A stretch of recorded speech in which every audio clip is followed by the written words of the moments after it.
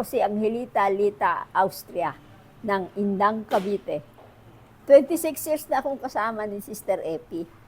They call me Mabet, Ganigan, Ilonggo. Volunteer sa construction since 2017. Hi, I'm Miss Dina. 20 years na kaming magkatrabaho ni Sister Epi.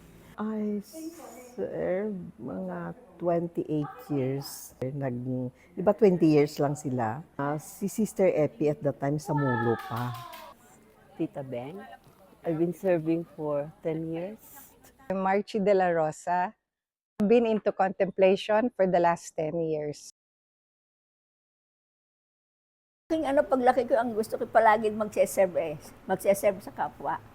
You look forward to coming over.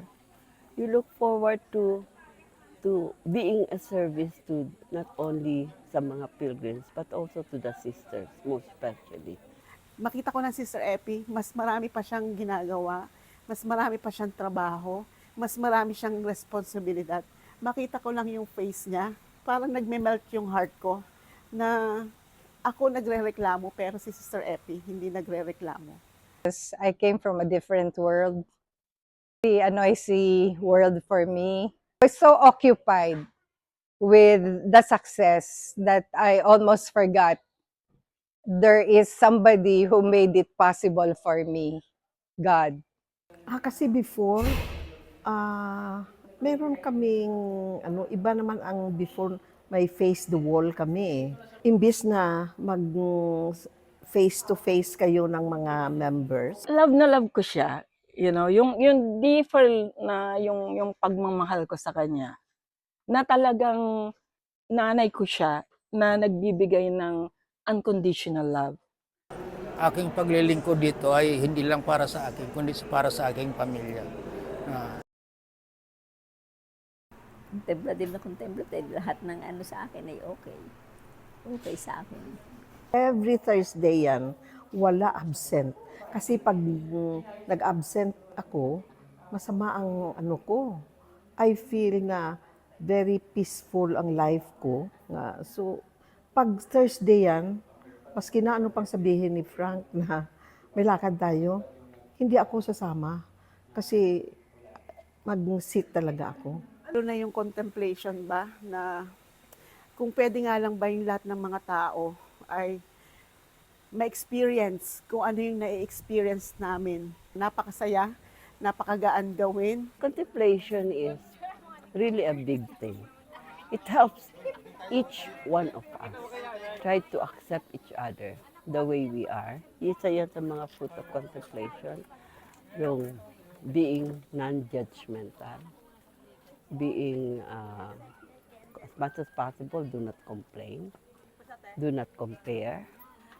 Parang lahat ng winish ko, parang binigay naman niya sa akin. It's a way of, yung may utang ba ako, na kailangan ko naman in a way, gumawa naman ng something na ikatuwa naman niya. Parang papasalamat sa kanya.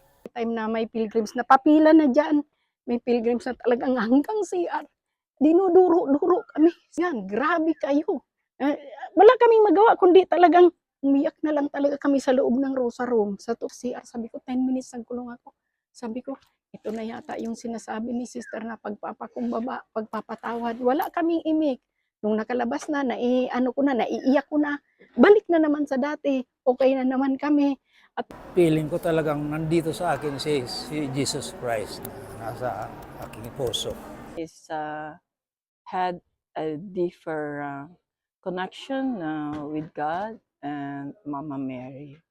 And also, you have an interpersonal relationship with the pilgrims. You know, you can share whatever will be your personal experiences in your life, experiences with Mama Mary and with the Lord. It's made me humble. And this humility made me understand that I am more happier today than I was when I was at the top of success. Iwan ko ba, maski na masama ang ko, Gusto ko talaga mag-serve dito. Ang pag-serving ko'y talagang palang maligaya pag nag-serve. Siyempre, parang nate-therapy din ako habang ginagawa ko yung trabaho ko. Masaya ako.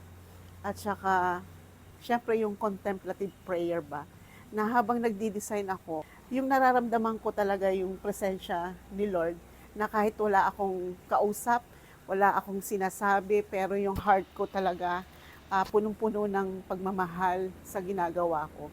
Masaya, hindi napapagod, fulfilled. Dito ako, lahat ng nasa labas na problema, wala. Basta dito ako, masaya ako, focus ako sa ginagawa ko. Hindi ko iniisip yung mga problema. Overwhelming eh. Feel joy in your heart na nakapag-serve ka. Yung gano'n. Something meaningful that you have done. Para kang fulfilled, you know.